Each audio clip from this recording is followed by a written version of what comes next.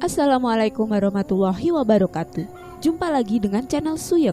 Kali ini saya akan membawakan cerita horor yang berjudul Tiga Kuntilanak Penghuni Asrama, karya Dukun Milenial. Oke teman-teman, kita langsung ke ceritanya.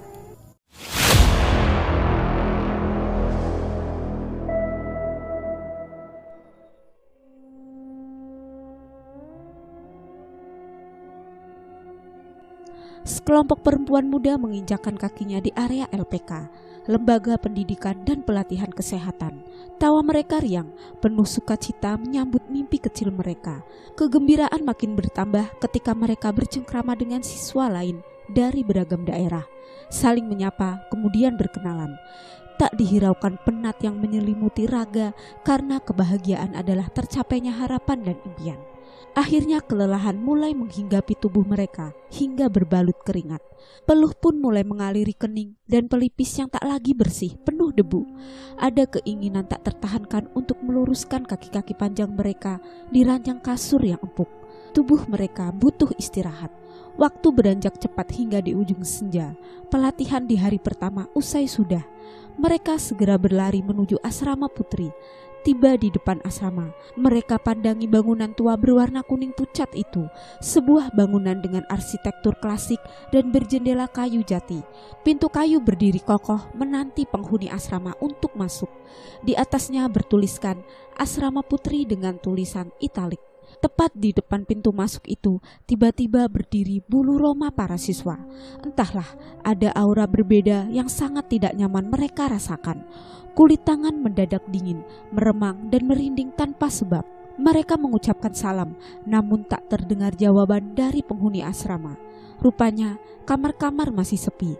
Mereka 10 calon siswa asisten perawat yang akan menghuni asrama ini dan harus tinggal selama setahun lamanya. Ada rasa yang aneh ketika mereka memasuki kamar masing-masing. Begitu juga yang dirasakan oleh Nina, siswa dari Pemalang. Kenapa tubuhku terasa dingin dan tidak nyaman sekali ya? Pikirnya. Ia perhatikan isi kamar satu persatu. Tak ada yang aneh dengan kamar ini, tapi kenapa kulit tanganku terasa dingin dan kaku? Rasa kantuk yang dari tadi tak mau kompromi pun tiba-tiba lenyap tak berbekas. Gumamnya dalam hati. Ia lihat jam dinding pukul 5 tepat. Tiba-tiba saja ia dikejutkan oleh suara jeritan dari sebuah kamar. Nina pun segera berlari ke arah suara itu berasal. Ternyata jeritan Lia di kamar sebelahnya. Langkah Nina langsung terhenti seketika begitu melihat tubuh Lia mengejang, meronta tapi tetap tak mampu bergerak dengan posisi kedua tangan seolah sedang diikat kuat-kuat. Matanya mendelik merah dengan suara gemuruh antara jeritan dan erangan. Seluruh siswa penghuni asrama yang mengerumuninya segera mundur ke belakang. Tak ada satupun yang berani mendekat, bahkan satu persatu lari ketakutan. "Panggil ibu asrama!" Perintah salah satu siswa kepada Nina yang berdiri mematung. Tak tahu hendak berbuat apa. Wajah Nina pucat pasi, tubuhnya gemetaran, dan jantungnya berdetak cepat tak beraturan. Nina pun segera berlari mencari ibu asrama dengan napas memburu. Namun ketika Nina kembali ke kamar Lia bersama ibu asrama, Lia sudah normal kembali. Tak ada jeritan ataupun erangan. Yang terlihat hanyalah tangisan Lia sambil meracau dan meringkuk ketakutan sambil menutupi wajahnya yang putih. "Ada yang mengikatku, ada yang mengikatku!" teriaknya. "Siapa?" tanya Nina dan teman-temannya. "Seorang wanita berambut panjang, wajahnya pucat dan giginya mengkilat. Pokoknya aku mau pulang," jawabnya sambil menangis. Namun permintaan Lia urung diteruskan ketika teman-temannya mengingatkan tujuan mereka ke asrama yang mengharuskan belajar di sini. Lia pun akhirnya terdiam, namun isak tangisnya tak jua berhenti. Menjelang Isya, Retno yang merupakan siswa paling berani di antara mereka tengah mencuci piring. Namun tiba-tiba ia mendengar suara gedor-gedor di bawah wastafel. Seperti suara seseorang mengetuk-ngetuk dengan palu. Berulang-ulang terus hingga ia kaget. Lalu menjerit-jerit minta tolong ketika ia merasa ada yang menyeretnya dari belakang. Seluruh siswa pun akhirnya berdatangan. Terlihat Retno diseret-seret oleh wanita berambut panjang dengan bergaun putih. Lalu diikat pada tiang dapur. Retno pun meronta-ronta dengan jeritan meminta tolong. Dan di atas tiang penyangga duduk dua wanita pucat berambut panjang dengan kaki terjuntai ke bawah dan diayun-ayunkan sambil tertawa cekikikan. Semua mata para siswa pun terbelalak tak percaya dengan apa yang mereka lihat. Kuntilanak! Semua siswa sambil berlarian tak tentu arah. Tak ada satupun yang berani mendekat. Mereka berlari keluar mencari pertolongan. Dibiarkannya Retno berteriak-teriak sendirian dengan suara tangis memilukan. Sementara sang kuntilanak hanya tertawa cekikikan sambil mengikat Retno kencang-kencang. Begitu juga dengan dua kuntilanak yang menontonnya dari atas sambil uncang-uncang angge. Tawa mereka tanpa penasaran. "Tolong, tolong!" teriak Retno sekencang mungkin. Namun tangis Retno tak dihiraukan. Bahkan lengkingan tawa dari kuntilanak-kuntilanak itu semakin kencang. Retno pun berontak dengan sekuat tenaga. Ditendangnya kuntilanak itu dengan kakinya yang kecil, namun tidak mengena sedikit pun. Bahkan ikatan Retno semakin terasa kuat dan menyakitkan. Retno menjerit, sementara kuntilanak itu masih tertawa riang. Dua kuntilanak lainnya malah menonton sambil tertawa. Beberapa menit kemudian, ibu asrama datang sambil membawa seorang ustadz yang dikenal sebagai orang pintar yang bisa mengusir setan. Namun saat sang ustadz datang, Retno terlihat sedang duduk lemas di lantai. Rupanya trio kuntilanak telah melepaskan ikatannya pada Retno. Terlihat Retno menangis ketakutan sambil mendekap kedua kakinya dan menelungkupi mukanya. Retno dipapah oleh ibu asrama dengan lembut.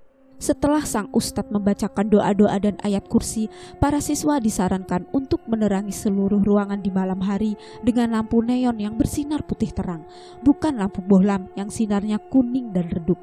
Kata sang ustadz, setan sangat menyukai lampu yang bersinar redup dan tidak terang. Esoknya, suasana asrama menjadi lebih tenang tanpa gangguan.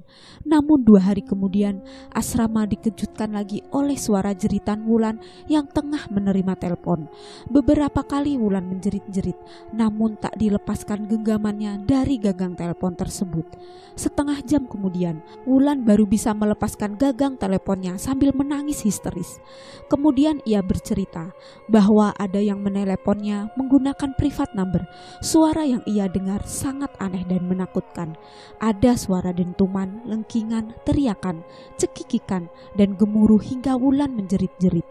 Esok harinya lagi, banyak siswa penghuni asrama yang menjerit-jerit juga karena melihat banyak kuntilanak berseliweran di dalam asrama. Ditambah lagi suara ketukan palu yang memekakan telinga hampir di seluruh penjuru ruangan asrama, mulai dari kamar, dapur, hingga ruang tamu. Dan suara itu lebih sering terdengar dari kamar mandi. Hal itu yang membuat para siswa ketakutan dan tidak mau tidur dalam asrama. Mereka beramai-ramai tidur di kantor LPK. Namun tak beberapa lama, suara ketukan menjalar pula hingga ke kantor LPK, sehingga para siswa semakin ketakutan dan tidak bisa tidur nyenyak. Melihat para siswa enggan memasuki asrama, akhirnya pihak LPK mengundang Ustadz kembali untuk mengusir setan-setan pengganggu. Setelah memberi doa-doa dan menelusuri seluruh komplek asrama, Ustadz berkata, "Usahakan kalian semua sebagai penghuni asrama untuk memperbanyak membaca ayat kursi. Makhluk-makhluk halus penghuni asrama berasal dari pohon mangga tua di depan SD samping gedung LPK. Mereka suka iseng dengan mengganggu para siswa baru yang menghuni asrama," ucap Pak Ustadz, dan berpesan kepada semua penghuni asrama. Akhirnya, semua siswa mengamalkan perintah sang ustadz dengan membaca ayat kursi setiap hari. Alhasil, suasana asrama kini mulai kondusif. Tak lagi terdengar jeritan-jeritan para siswa. Namun begitu, masih ada saja siswa yang merasa terganggu, seperti suara-suara ketukan palu yang dihantamkan di meja, tembok, atap, bahkan lantai. Sebagian siswa juga masih merasakan hadirnya seseorang di sekitar asrama yang tak terlihat wujudnya. Salah satu yang merasakan hal itu adalah Laila. Siang itu, sekitar jam 12 siang, Laila memasuki asrama sehabis pelatihan. Aura menyeramkan di ruang tamu terasa sekali, hingga bulu kuduknya terasa meremang. Ia merasa di belakangnya ada yang mengikuti. Namun begitu menoleh, tak dilihatnya seorang pun di sana. Saat masuk ke kamar, tiba-tiba hawa dingin menerpa tubuhnya. Padahal suasana siang itu begitu terik. Ia merasa ada yang mengawasi dirinya, namun tak didapatinya seorang pun di kamar. Untuk mengurangi rasa takut, ia nyalakan musik dari ponsel sekencang-kencangnya. Aku merasa ada yang memperhatikanku, tapi aku tak melihatnya sama sekali. Tapi aku yakin dia memperhatikan aku, seru Laila. Ternyata teman-teman lainnya juga merasakan hal yang sama. Hampir seluruh siswa di asrama merasakan hal yang sama. Akhirnya mereka sepakat untuk bersama-sama meskipun mandi harus berdua, sambil menyalakan musik sekeras-kerasnya agar suara ketukan palu yang hampir terdengar setiap hari tak masuk lagi ke telinga-telinga mereka. Begitu terus suara yang menemani para siswa penghuni asrama setiap harinya. Lama-lama mereka menjadi terbiasa mendengar suara itu, namun tak dihiraukan sama sekali karena mereka sedang belajar. Belakangan mulai tercium kabar bahwa tahun lalu pernah ada siswa yang meninggal dalam asrama karena diduga terkena serangan jantung. Menjelang tengah malam, mereka masih asik menonton televisi. Film Bad Teacher mengundang tawa mereka, hingga tanpa disadari di belakang mereka ada yang ikut tertawa-tawa. Tawanya berbeda dan aneh, sangat nyaring dan panjang tiada henti. Mereka pun serempak menengok ke belakang. Mata mereka terbelalak melihat trio kuntilanak berdiri di belakang dengan suaranya yang khas. Lia, Retno, dan Wulan pun mendadak pingsan. Selesai. Oke teman-teman, sekian cerita dari saya. Wassalamualaikum warahmatullahi wabarakatuh. See you next time. Bye.